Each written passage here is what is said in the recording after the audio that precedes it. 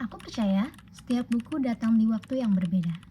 Ada yang menghibur kita, ada yang mengubah cara berpikir kita, dan ada juga yang diam-diam menemani kita tumbuh.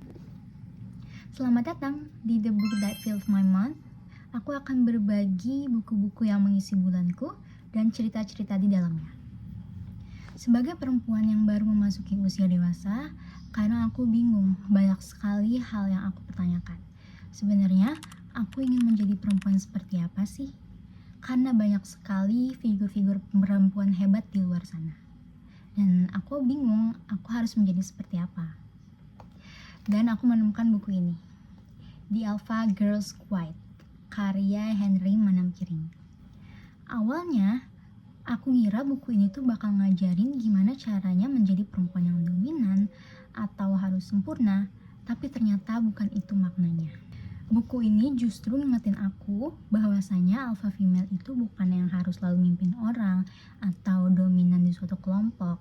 Justru ini mengenalkan aku untuk lebih bisa mengenal diri sendiri, menjadi pribadi yang mandiri, dan bisa berbagi hal positif untuk orang-orang di sekitar. Dan yang paling aku suka di sini tuh membahas banyak sekali fase kehidupan perempuan, mulai dari saat menjadi pelajar, saat sudah bergelut di dunia kerja, bahkan bagaimana sih caranya membangun hubungan dengan pasangan yang tentunya positif.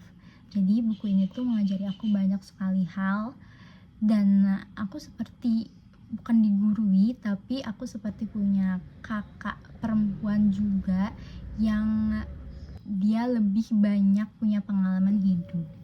Setelah membaca buku ini, aku jadi sadar perempuan hebat itu bukan selalu perempuan yang harus menyelesaikan urusannya sendiri, melainkan dia menjadi pribadi yang bertanggung jawab atas pilihannya sendiri, lebih mandiri, dan punya prinsip. Itu yang penting. Nah, kalau kamu sedang berada di fase seperti ini, fase mencari arah, fase mencari jawaban atas segala kebingungan kamu untuk menjadi perempuan hebat nantinya di luar sana, menurut aku buku ini cocok untuk menjadi teman perjalanan kamu.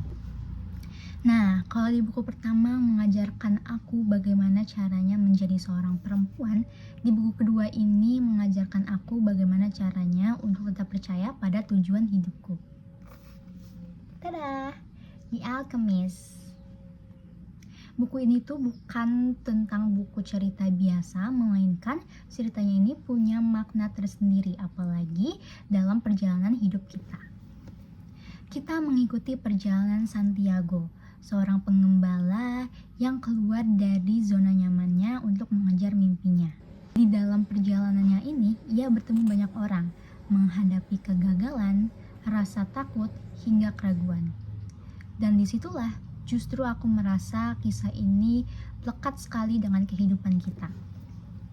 Buku ini ngingetin aku bahwa punya mimpi itu penting loh. Tapi ada satu hal yang lebih penting. Berani untuk mengambil langkah awal. Ya karena kadang yang menghalangi jalan kita itu bukannya kurang kemampuan dari dalam diri kita sendiri, melainkan rasa takut untuk mencoba. Setelah menyelesaikan perjalanan pada buku ini, aku percaya kalau misalnya kita nggak perlu loh menjadi sempurna untuk memulai sesuatu.